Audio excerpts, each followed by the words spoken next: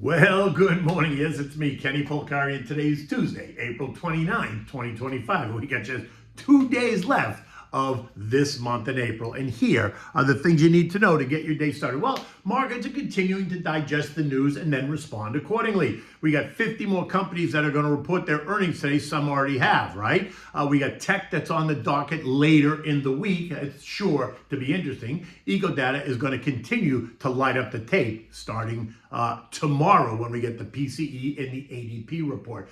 This morning, bonds are up, yields are down, oil is down, and gold, well, continues to be a little bit erratic. And what do we have at dinner tonight? We're going to have the Rigatoni Puglia Style. Okay. So stocks began the week weaker on concerns over a big week of data, but they ended the day higher as a late wave of dippers helped to erase the earlier losses as all of those same concerns seemed to just dissipate. In the final hour of trading, investors, traders, and algos took most stocks into positive territory, leaving the indexes, well, a bit mixed, right? The Dow gained 114 points, the S&P gained 4. The NASDAQ was down 16 points, the Russell ended the day up 8, the transports gained 62 points. The equal-weighted S&P added 20, while the MAG 7, they gave back 85 points. On the economic data front, Dallas reports that the manufacturing activity is souring in that part of the country, coming in at negative 35.8 versus the estimate of negative 17. Texas Fed members describing the activity with words like chaos and insanity to describe the tone created by all of the tariff turmoil. Today, we're going to get housing price data, the JOLTS report, consumer confidence, and the Dallas's Fed services activity numbers. So let's see what services are doing in Dallas. Wednesday brings us the latest PCE data, which is supposed to be improving, showing top line inflation declining to 2.2%, with core PCE declining to 2.6%, right? It also brings us the latest ADP employment report, and that's expected to show 130,000 new jobs created. Still a fairly healthy number. Good news out of Boeing, IBM, Welltower, CCK, Universal Health Services, NUI, and Teradyne all helped the tone of the markets yesterday, while NVDA got banged over the head on news that China's once again set to test this new AI chip that is supposed to put NVIDIA out of business. Let's not get all crazy here. Not putting NVIDIA out of business. Let's make that clear. Huawei has developed a chip, supposedly the Ascend 910D, that is being sold as a replacement to some of the higher-end chips made by Jensen Huang and NVIDIA. And that's expected to be more powerful than the H100. And not to be left out of the conversation, Chamath, he tells us that NVIDIA is Huawei's new target and that it crushes tech giants with low-end disruptor strategies. NVIDIA lost 2% yesterday to end the day at 108.73 and is quoted right there this morning. Now remember, I don't think it's happening, but you got to just listen to the noise around you.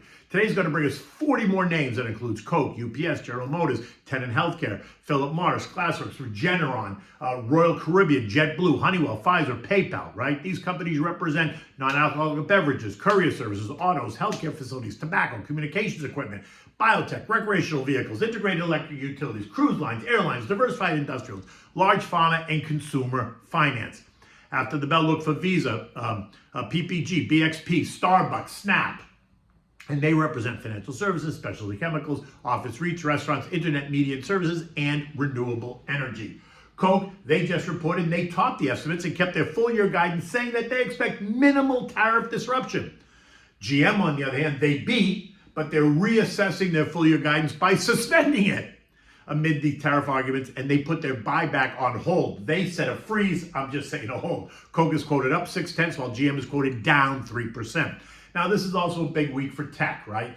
Microsoft, Meta, Amazon, and Apple, and tariff uncertainty has been front and center for the markets, and trade agreements are a key variable for tech stocks this week. Investors are anxiously awaiting the results from these whales to get a better grasp on demand. Expectations are for generally strong results from these four this week, and that speaks to healthy demand in the space. Cloud spending by the hyperscalers. They are the large-scale cloud service providers that offer computing, storage, and IT services for millions of users, including Amazon Web, Microsoft Azure, Google Cloud, IBM Cloud, Oracle Cloud, Meta, and Apple are also key. They expect the expected rebound in digital advertising and the ongoing AI tech revolution is good news for tech investors. And that is one of the major, if not the major theme this week. On the other side of that argument is obviously the tariff uncertainty, and that continues to cause angst for investors and for hyperscalers, the semis and the tech sector as a whole, as this storm with China continues. Do not expect much in terms of guidance about the tariffs, as it remains uncertain about how this is going to be resolved, right? I personally, I own and will continue to own Apple, Microsoft, IBM, Amazon, and NVIDIA, and took complete advantage of the recent weakness that dislocated these large mega cap solid names. Now, it's 100 days since Trump took office. And as you can imagine, the commentary spans a wide range of perspectives, both good and bad. Senator Chucky Schumer from New York, a Democrat from New York, a man who withheld the truth about JoJo's health and mental capacity, told us it's been 100 days of hell for Americans. It's an interesting description. While those on the other side are telling us that Trump was elected as a change agent, and that change can be difficult. In any event, expect to hear all kinds of analysis from both sides about the first 100 days. I think the change is coming. I think it's going to be in the next 200 days or so. And by then it should be, we should have a clearer understanding about the time, as the timelines remain fairly fluid. Let's just hope this is the way it plays out. Bonds rose again yesterday, and that continues to put some pressure on rates. The 2 years now yielding 3.7%. That's a 7% decline off the yields in the April high. The 10 years yielding 4.22%. That's a 9% decline off the April high. 12-month CDs are paying you 4.4% to 5%, depending on how much you commit. 30-year mortgages are now at about 6.8%. That's down slightly from 6.9% last week. And O&A prices, well, they're down too, dropping from $8.17 a dozen on March 3rd to about $3 a dozen on April 2nd. And that represents a 63% drop in prices. Gold rose yesterday on a weakened dollar, rising $56 or 1.7%. But this morning it's giving much of that back as the dollar strengthened. Gold is down $25, leaving it still in that 3,300, 3,500 trading range. Now look, a break below 3,300 is going to take us to 3,200 very quickly, while a push higher will most likely hit resistance at the 3,400 level. Oil is under a bit of pressure as the dollar strengthens, and they revive the waning demand over supply story, taking it down 1.8% or $1.15 at $60.93. Now remember, I think $60 is key support. Should we fail to hold it, then we're going to test the lows of April, which is right down at 55 fairly quickly, I would imagine. And if they continue with the global economy weakening, waning demand over supply theory, then we could see it test $50. And if they push the renewable energy nuclear option, which is gaining all kinds of speed, by the way, if you're not paying attention, then $50 oil would not be out of the question at all. So sit tight, because I think we see 50 before we see 70, right? We're going to have to revisit that prediction in a couple of months. This morning, U.S. futures are not sure what to do. The Dow futures are up 180, but the S&Ps are flat. Nasdaq's down 10, while the Russell's down 4. European markets are also mixed. Italy's up 0.4. They're the winner of the group, with France is down 0.3. Everyone else is somewhere in the middle. The S&P closed at 55.28, up 3 points yesterday. Expect more churn as we digest the earnings and eco data, while the market continues to repair the damage we sustained over the past month. It will respond dramatically, though, to any trade news. While the tone is better, we know how fast that can change. So stick to your plan and remain resilient. We remain in the 48.35, 56.58 trading range. Look, feel free to call me to discuss, because I'm always happy to discuss the markets and your portfolio. Okay, so now what are we having for dinner tonight? This is Rigatoni Puglia Style. It is simple to make and it is so delicious. But let me give you a little bit of history. Puglia is in the southeastern region, has a rich history spanning millennia, shaped by the strategic position in the Mediterranean. So here's a little bit of history. It's on the backside of the heel, right?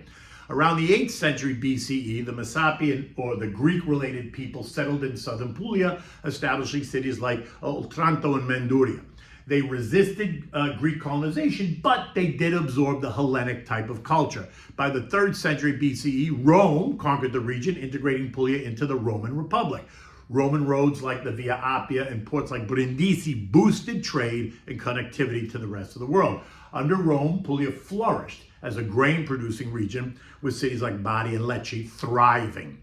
After Western Europe, after the Roman Empire's fall in 476 CE, Puglia faced invasions by the Goths and the Lombards, but became a Byzantine stronghold by the 6th century.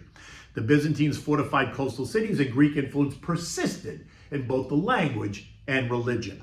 The Normans conquered Puglia in the 11th century, making it part of the Kingdom of Sicily, and then came the Spaniards. Under Spanish rule between the 1500s and 1700s, Puglia was part of the Kingdom of Naples. Heavy taxation and neglect led to poverty, though Baroque architecture flourished in cities like Lecce. And if you've never been, it is really beautiful. Coastal towers were built to defend against the Ottoman raids, yet the region remained agrarian and underdeveloped. Puglia joined the unified Italy in 1861 after Garibaldi's campaigns, but unification brought its own challenges. The region's economy lagged, and land reforms failed to alleviate peasant poverty, spurring mass immigration to the Americas and Northern Europe. During the 20th century, Mussolini's regime invested in infrastructure like the Apulian Aqueduct, but World War II brought massive hardship with body suffering, Allied bombings. Post-war Puglia modernized slowly, with agriculture like olives, wine, and wheat, and tourism driving their growth. Today, Puglia is celebrated for its cultural heritage, cuisine, and tourism. Its economy blends agriculture, manufacturing, and booming tourism sector, fueled by its beaches, its festivals, and historic towns. It is a spectacular place to visit, and if you've never been, make plans to visit Puglia and that whole region along the Adriatic. Okay, so today we're going to have the rigatoni that comes from Puglia. It's simple and delicious. And so for this, you need a pound of rigatoni, ricotta cheese, pancetta, butter, garlic, and the pasta water, which is tears of the gods. You're going to bring a pot of that salted water to a rolling boil, add the pasta, cook it for 8 minutes till it's al dente. In the meantime, saute your pancetta in butter and a garlic clove. And when it's all nice and crispy, remove the garlic clove and toss it away, but leave the pancetta in the pan. You can take a little bit out to use as topping, but leave most of it in the pan. Now add the ricotta to the pan with the pancetta. Stir it so that it melts. Add the pasta, add the hot pasta that you just cooked with a ladle of the pasta water, and stir it and mix it to help make it really nice and creamy. Serve this immediately, and then top it with those extra bits of pancetta right on top. Yum, yum, yum. It is simple to make. It is so good. You will enjoy it, and it comes straight to you from Puglia. Look, it's a spectacular day here in South Florida. Tuesday, the rest of the week is supposed to be nice. Until tomorrow, take good care.